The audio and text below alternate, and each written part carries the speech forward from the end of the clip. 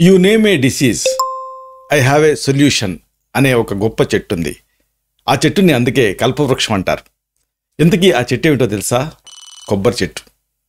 కోటి ఔషధాల పెట్టు ఈ కొబ్బరి చెట్టు. 1, 2 కాదు, అనేక అద్భుతమైన ఉపయోగాలు దీనికి ఉన్నాయి. చాలామందికి కొబ్బరి అండంతోనే కొబ్బరి నీళ్ళే గుర్తుకొస్తాయి. కానీ కొబ్బరి చెట్టులో ప్రతి భాగం కూడా ఔషధపరంగా ఉపయోగమే. ఎంతో ఆసక్తికరమైన ఈ విషయాన్ని ఈ వీడియోలో మనం వివరంగా తెలుసుకోబోతున్నాం.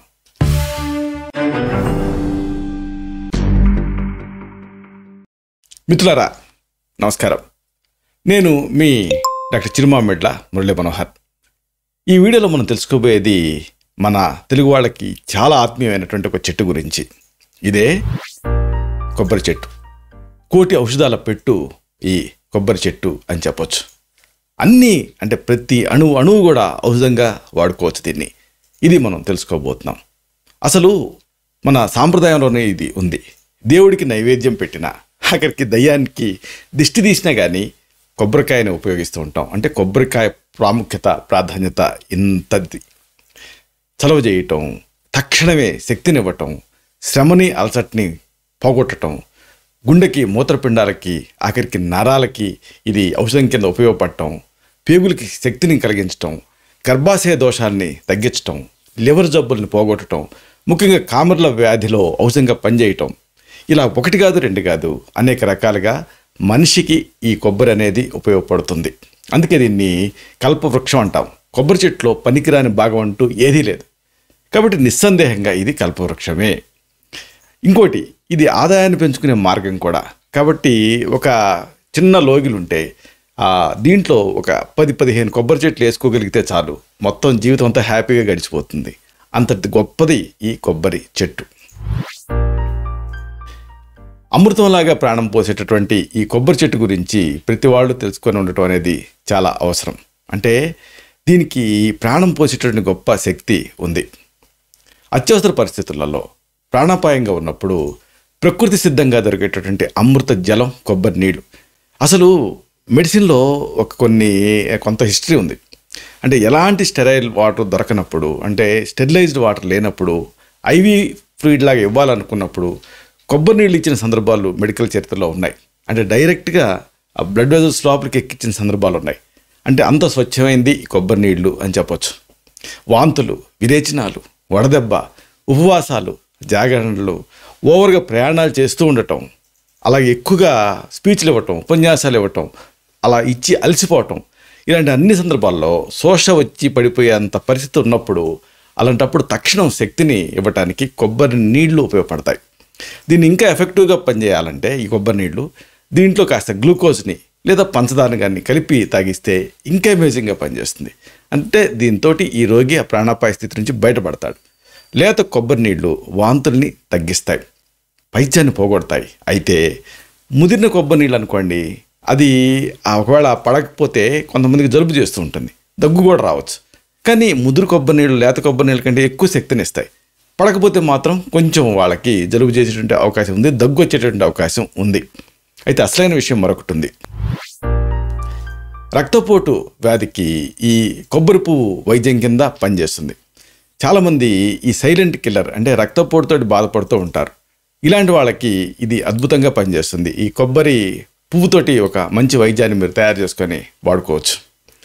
దీనికి ఏం చేస్తారంటే, మీ ఇంట్లో కొబ్బరి చెట్టు ఉంటే మీకు బీపీ వ్యాధి లేనట్టే లెక్క.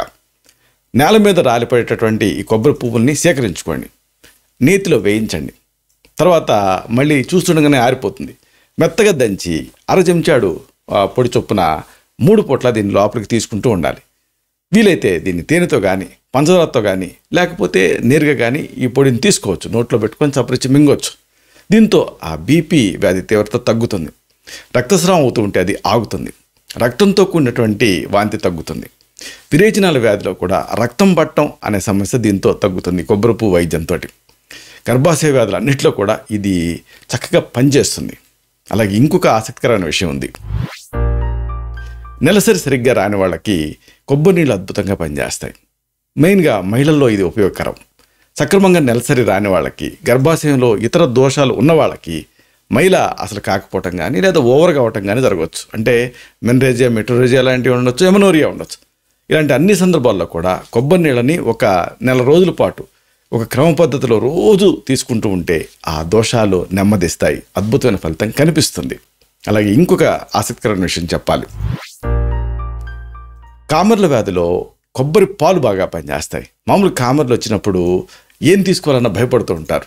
లేత కొబ్బరి అనేది మీకు ఉపయోగపడుతుంది. ఇక్కడ లేత కొబ్బరి చెప్పుని తురిమి మెత్తగా రుబ్బి రసం తీయాలి. మామూలు కొబ్బరి చెప్పు ఉంటుంది, కొడతాం కొబ్బరికాయని, తెల్లటిది ఉంటుంది కదా కొబ్బరి, దాన్ని ఆ తురుము తీసేటటువంటి మిషన్లు ఉంటాయి, చిన్న పనిముట్టు ఉంటుంది, దాంతో ఆ కొబ్బరి తురుము అంటే కొబ్బరి కూర తీయాలి.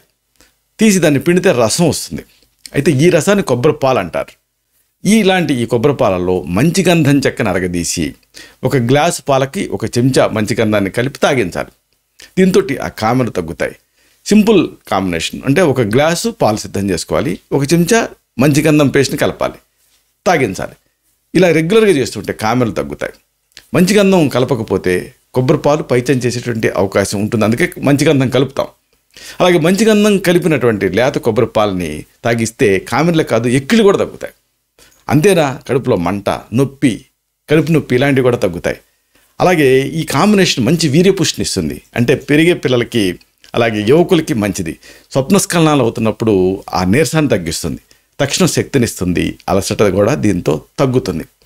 వృద్ధులకి దీన్ని వాడిస్తే ఈ కాంబినేషన్ అంటే ఈ కొబ్బరి పాలు అలాగే మంచి గంధం, మూత్రపు బాధలు తగ్గి మూత్రం జారీ అవుతుంది. ఆ డిజూరియా, పెయిన్ఫుల్ యూరినేషను ఇలాంటి సమస్యలు తగ్గుతాయి. అలాగే ఇంకొక ఆసక్తికరమైన విషయం ఉంది. గజ్జి, తామర, దురద ఇవి బాధిస్తూ ఉంటే కొబ్బరి చిప్పలతోటి అద్భుతమైన చిట్కా ఉంది. నేను ఎంతోమందికి ఇచ్చి సక్సెస్ అయినటువంటి మంచి చిట్కా ఇది. బాగా ఎండిన కొబ్బరి చిప్పల్ని కుంపట్లో వేసి బాగా కాల్చి చమురు తీయాలి. లేదా ఒక రేకు మీద తీసుకొని మనం కొబ్బరికాయలు కొడతాం కదా, కొబ్బరి సపరేట్ చేసి చిప్పలు బారేస్తూ ఉంటాం. అలాంటి ఆ చిప్పల్ని ఒక రేకు మీద కానీ లేదా కుంపట్లో కానీ వేసి బాగా కాల్చాలి. కింద మీకు ఒక చమురు లాంటిది అంటుకుంటుంది. దాంట్లో కొంచెం కొబ్బరి నూనె కలిపేసేసి ఆ చమునంతా సేకరించాలి. ఇప్పుడు ఈ నూనెని గజ్జి, తామర ఇలాంటి అంటువ్యాధులు వచ్చిన చోట రాస్తే దులిపేసినట్టుగా ఈ సమస్యలు తగ్గుతాయి. తలకు రాశారనుకోండి పేలు చచ్చి పడిపోతాయి. నేరుగా కొబ్బరి నుంచి తీసినటువంటి నూనెను రాసుకుంటే చర్మం మృదువుగా, కాంతివంతంగా మెరుస్తుంది. అలాగే ఇంకొక ఆసక్తికరమైన విషయం, చాలామంది అడుగుతూ ఉంటారు, ఏంటంటే డాక్టర్ గారు నేను కొబ్బరి మంచిదని కొబ్బరి నూనె రాసుకుంటూ ఉంటున్నాను కానీ ఇబ్బందిగా ఉంది అని. అంటే కొన్ని రకాల కొబ్బరి నూనెలు రాస్తూ ఉంటే వెంట్రుకలు రాలిపోతాయని చెబుతూ ఉంటారు. ఎందుకు ఇలా జరుగుతుంది అంటే ఇక్కడ కొన్ని విషయాలు చెప్పాలి. చాలామంది తల వెంట్రుకలు రాలిపోతుందని చెబుతూ కొబ్బరి నూనె రాస్తే ఇంకా ఎక్కువే అని చెబుతూ ఉంటారు. అంటే వీళ్ళు తలకి ఏం రాస్తున్నారు అని అడిగినప్పుడు రకరకాల బ్రాండ్స్ పేర్లు చెప్తూ ఉంటారు. అలాంటి కొబ్బరి నూనె చెప్తూ ఉంటారు. అలాగే కొంతమంది గానుగల్లో కొన్న నూనెని వాడండి డాక్టర్ గారు అంటూ ఉంటారు. అయితే ఇక్కడ అసలైన విషయం ఏంటంటే అది కొబ్బరి నూనె ఫాల్ట్ కాదు, కల్తీమయంగా ఉన్న ఈ రోజులలో మనం దేన్ని నమ్మటానికి వీల్లేదు. తల వెంట్రుకలు రావడానికి కారణం నిజానికి చాలా ఉంటాయి. హైపోథైరాయిడిజం దగ్గర నుంచి మొదలుపెట్టి రక్తహీనత వరకు. కేవలం పైన తలనూనె రాసుకుంటే రక్తహీనత ఎలా కరెక్ట్ అవుతుంది, హైపోథైరాయిడిజం ఎలా కరెక్ట్ అవుతుంది, కాబట్టి వాటిని కూడా అడ్రస్ చేయడం చాలా ముఖ్యం. పైగా మీరు వాడుతున్నటువంటి ఆ బ్రాండ్ కొబ్బరి నూనె మీకు పడకపోవటం కూడా జరగవచ్చు. ఎందుకంటే దాంట్లో ప్రిజర్వేటివ్స్ కలుపుతారు, అలాగే కల్తీ చేస్తూ ఉంటారు. కాబట్టి అలాంటి సందర్భాల్లో బ్రాండ్ను మార్చి వాడి చూడటం మంచిది. లేకపోతే మన ఆయుర్వేద పద్ధతిలో కొన్ని తైలాలు తయారవుతాయి. భృంగాంబక తైలం, నీలి భృంగాది తైలం, బ్రాహ్మీ తైలం, మందార తైలం, చందన తైలం ఇలాంటివి. అయితే వీటి బేస్ అనేది ఒకవేళ కొబ్బరి నూనె మీకు పడకపోతుంటే నువ్వుల నూనె బేస్తో కూడా తయారైనవి ఉంటాయి. కొబ్బరి నూనె బేసు, నువ్వుల నూనె బేసు. అయితే ఇలా సంస్కరిస్తాం ఈ తైలాలు తయారు చేసేటప్పుడు. అప్పుడు ఆ నూనెలో ఉండేటువంటి దోషాలన్నీ పోయి అది మీకు సేవన యోగ్యంగా మారుతుంది. కాబట్టి ఇలాంటి వాటిని మీకు వైద్య సలహాతో వాడుకోవచ్చు. అలాగే ఇంకొక అద్భుతమైన విషయం మీకు చెప్పాలి. కొబ్బరి పీచుతో కడుపులో పాములు ఇలాంటి ఇంటెస్టైనల్ వర్మ్స్ ఉంటాయి కదా, వీటికి అద్భుతమైన మందు తయారు చేసుకోవచ్చు. ఇది సాక్ష్యాధారాలతో సహా రుజువైనటువంటి ఒక మంచి ట్రీట్మెంట్. కొబ్బరికాయని పీచు తీసేటప్పుడు సన్నటి పొట్టు రాలుతుంది, గమనించారా? ఇలాంటి పొట్టుని జాగ్రత్తగా తీసుకొని ఆ పొట్టుని నేతిలో వేయించి బెల్లంతోటి లేత పాకం పట్టి ఒక కుంకుడుకాయలంతా లడ్డూలు తయారు చేసుకొని నిల్వ ఉంచుకోవాలి. వీటిని పూటకి 2 లేదా 3 మాత్రలు లోపలికి తీసుకుంటూ ఉండాలి. ఇలా రెగ్యులర్గా కొంతకాలం పాటు తినిపిస్తూ ఉంటే కడుపులో పెరిగేటటువంటి బద్దె పురుగులు అంటే టేప్ వామ్కి ఇది అద్భుతంగా పనిచేస్తుంది. అలాగే ఇతర ఇంటెస్టైనల్ వామ్స్లో కూడా ఇది సురక్షితంగా పనిచేస్తుంది. అంటే హోస్ట్కి ఎలాంటి హాని చేయకుండా ఈ టేప్ వామ్స్ని, ఇంటెస్టైనల్ వామ్స్ని చంపడానికి ఇది ఉపయోగపడుతుంది. అలాగే ఇంకొక ముఖ్యమైన విషయం మీకు చెప్పాలి. కడుపులో కొంతమంది మంటతో బాధపడుతూ ఉంటారు. ఇలాంటప్పుడు లేత కొబ్బరి పీచు రసం, మీరు విన్నది కరెక్టే, కొబ్బరి పీచు రసం ఇది చాలా బాగా పనిచేస్తుంది. అంటే లేత కొబ్బరి బోండం కొట్టించుకొని నీళ్లు తాగిన తర్వాత దాంట్లో ఉండేటువంటి ఆ లేత కొబ్బరి తీసుకొని ఫైనల్గా అది చప్పరిచి మింగిన తర్వాత మనం ఆ కొబ్బరి డిప్పల్ని అవతల పడేస్తూ ఉంటాం. ఈసారి అలా పారేయకుండా అవన్నీ తెచ్చుకోండి. దాన్ని ఆ లేత పీచుని దంచి రసం తీయండి. అంటే అది పచ్చిగా ఉంటుంది కాబట్టి రసం వస్తుంది. ఇప్పుడు దీనికి కాస్త పంచదార కానీ, పటికి బెల్లం పొడి కానీ, బెల్లం కానీ కలుపుకొని తాగాలి. ఇలా రెగ్యులర్గా చేస్తూ ఉంటే దీంతో కడుపులో మంట ఆశ్చర్యకరంగా తగ్గుతుంది. అలాగే ఇంకొక ఆసక్తికరమైన విషయం, ఇది ఎపిస్టాక్ అంటే రక్తం పడుతున్నప్పుడు అలాంటి సందర్భాల్లో పనిచేస్తుంది. అంటే కొబ్బరి దూదెని ఉంటుంది, దీంతో రక్తస్రావం తగ్గుతుంది. చాలామందికి ఈ విషయం తెలియదు. అంటే మీరు లేత కొబ్బరి ఆకులను గమనించండి. ఆ లేత కొబ్బరి ఆకుల మధ్యలో పువ్వు ఉంటుంది. అంటే ఆ పువ్వు ఆకును అంటుకొని దూది లాంటి మెత్తటి పదార్థం ఒకటి ఉంటుంది. లేత కొబ్బరి ఆకుల పువ్వులో ఆకును అంటుకొని దూది లాంటి ఒక మెత్తటి పదార్థం ఉంటుంది. దీన్ని ఆ గాయాల మీద అంటించారనుకోండి, వెంటనే రక్తస్రావం అవుతుంది, గాయం త్వరగా మానుతుంది. అలాగే ఈ కొబ్బరిలో ప్రతి భాగం యూజ్ఫుల్ అనుకున్నాం కదా, మెయిన్గా ఆకులు. కొబ్బరి ఆకులతోటి ఈ యాప్సిస్లు అంటే గడ్డలు ఇలాంటి వాటిని కరిగించవచ్చు. చాలామందికి ఇది తెలియదు. లేత కొబ్బరి ఆకుని బాగా మెత్తగా దాదాపు కాటుకలాగా నూరాలి. ఇప్పుడు దీనికి ఈ పేస్ట్కి సైంధవ లవణాన్ని, ఇది పచారీ కొట్లో మీకు దొరుకుతుంది, సైంధవ లవణాన్ని కూడా మెత్తగా నూరి ఒక పేస్ట్ అవుతుంది. అంటే కొబ్బరి ఆకు పేస్టు అలాగే సైంధవ లవణం పొడి రెండింటినీ కలిపి మెత్తటి పేస్ట్లకు మళ్ళీ నూరి దీన్ని చీవుగడ్డలు, గోరుచుట్ట, గవద బిళ్ళలు, బీర్జాల్లో వాపు ఇలాంటి చోటగా పూసి కట్టుకున్నారనుకోండి, వాపు కరుగుతుంది, గడ్డలు త్వరగా పక్వానికి వస్తాయి, నొప్పి కూడా తగ్గుతుంది దీంతో. అలాగే ఇంకొకటి ఆ కొబ్బరి కోరు, దీన్ని వేడి చేసి కట్టితే ఆ చీమగడ్డల్లో, ఇతర వాపుల్లో నొప్పి పోటు తగ్గుతాయి. కొబ్బరి కోరు కూడా ఇలాగే ఉపయోగపడుతుంది.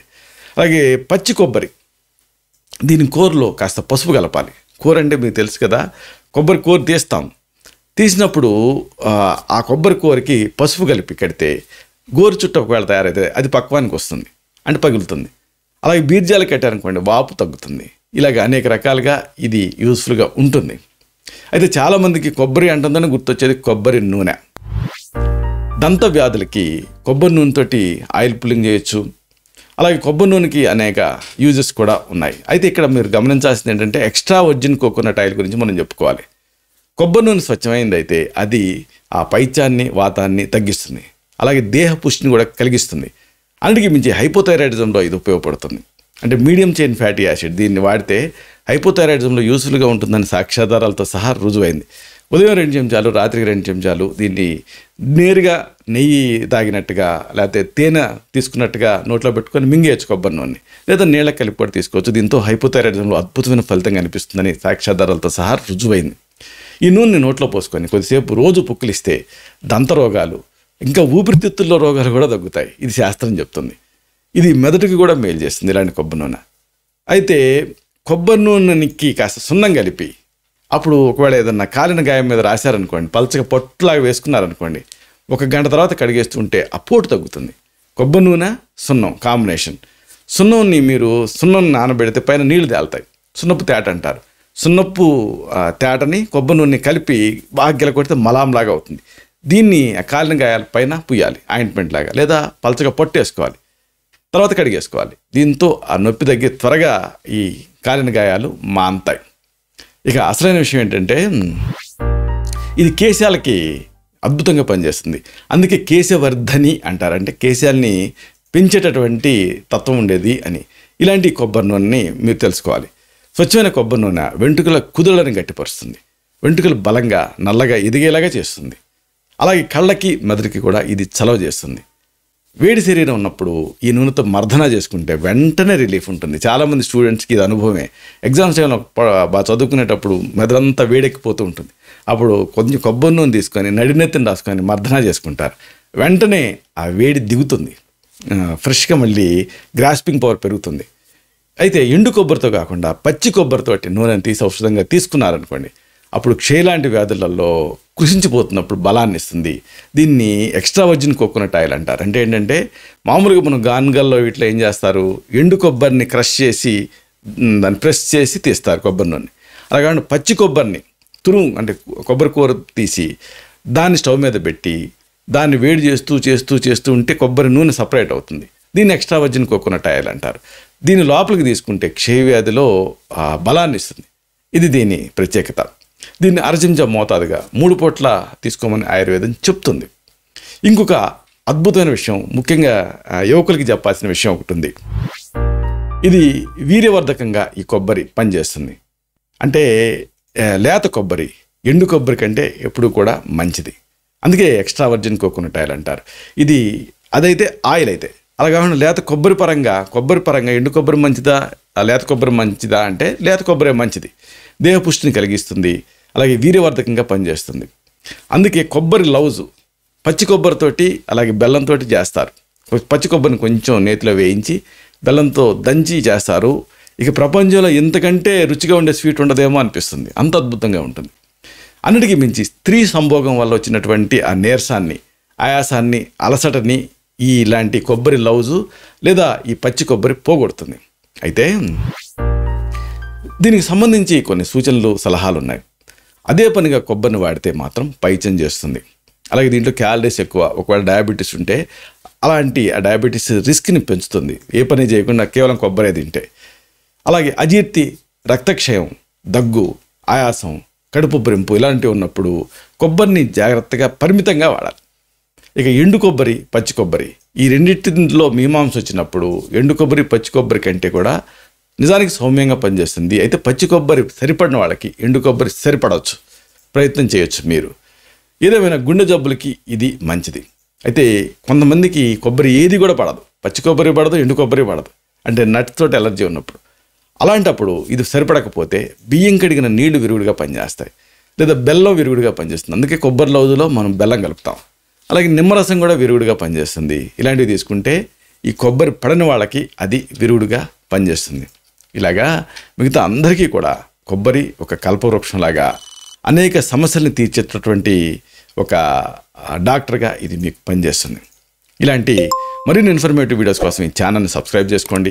అలాగే ఈ వీడియోలు అప్లోడ్ అవడంతోనే ఆ విషయం మీకు తెలియడం కోసం బెల్ బటన్ని క్లిక్ చేయండి.